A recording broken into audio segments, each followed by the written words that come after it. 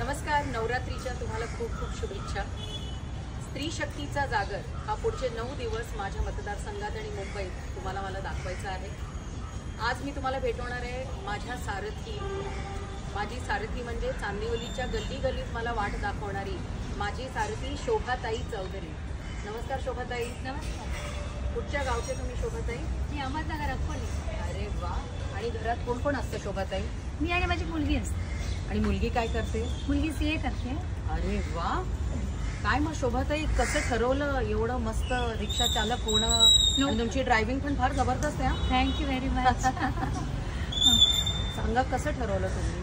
आज मला कसं म्हणजे नोकरी किती काळ करणार आणि माझ्या एकटीवरती सगळं आहे, तर त्यामुळे विचार केला की नाही हे एक साधन ठीक आहे की कायमस्वरूपी मी माझ्या हिमतीवर उभी राहू शकते, माझ्या पोलगीला सवय करू शकते.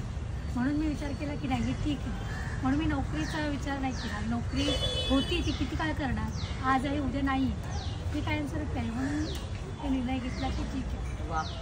आणि खरंच सांगते, जसं मोदीजी म्हणतात स्वस्थ नारी सशक्त परिवार, तशी ही सशक्त नारी आहे जिने आपला परिवारही सशक्त केला आहे.